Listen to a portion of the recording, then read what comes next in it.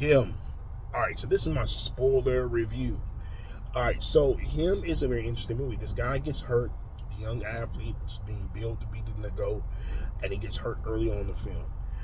Because of this hurt, he's missing a lot of things. And so Marlon Wayne's character, Isaiah White, is the GOAT. He's the man. He's like the Tom Brady of this generation, of this universe.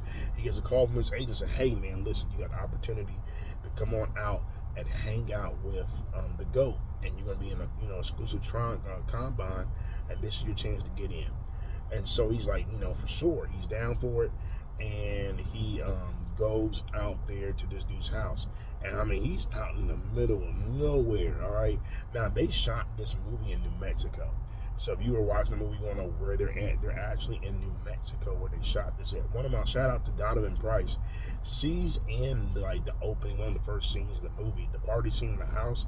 She's in that scene. So shout out to Donovan Price. He did the voiceovers for our movie In Control, by the way, too. And she's one of the most amazing actresses, great voiceover talent. If you need voiceover talent, hit her up, Donovan Price. She's on Facebook and all that good stuff. So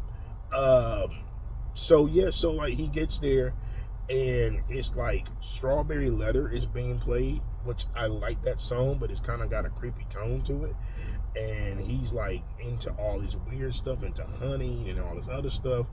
And it's kind of cool, but it's kind of eerie, and it keeps getting more and more eerie. It keeps getting more and more eerie. It keeps getting more and more eerie.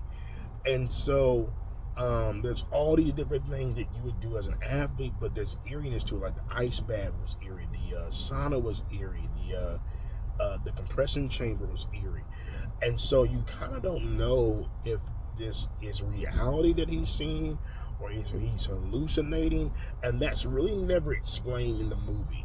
All right, so there's a time where they were running, he just has this whole, he can't breathe, falls down, and Marlon Wayne's character keeps running off, and the next thing you know, he's there, and then he's before he's there, you see this mascot person with this knife or hatchet, kind of Grim Reaper style, and just cuts him.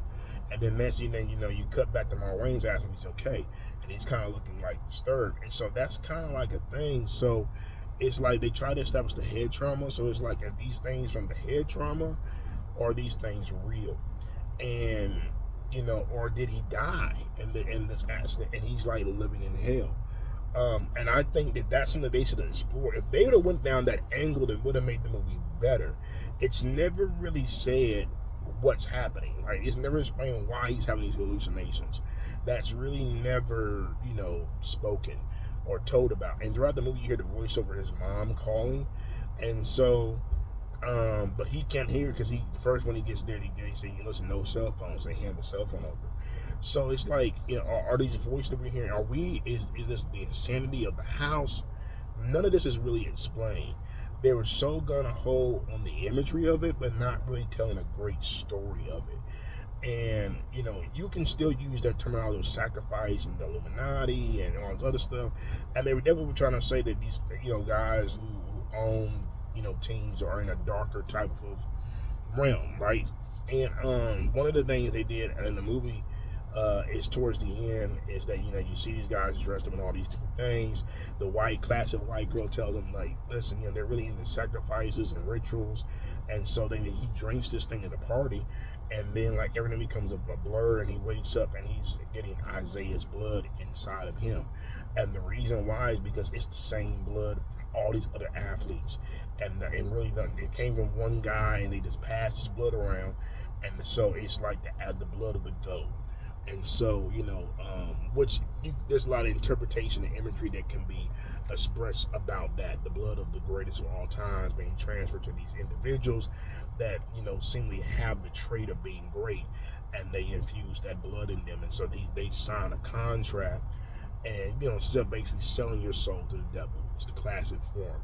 And with the white girl being there by the contract, all this imagery and the positions of that imagery, all white men standing up there.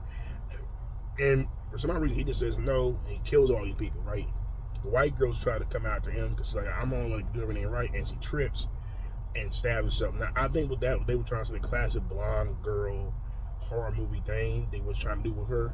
it just didn't come off across to you. Like, you had to think about that really too much. And it happened the way it was jarring. You know what I'm saying? It was just too jarring. They could have stretched the scene out a little bit more and gave a wide shot of her running, and then showed her tripping over something, maybe a football or something like that, and then being her, she's stabbing herself. I think that would have came off more. But the way it was, a lot of scenes were jarring.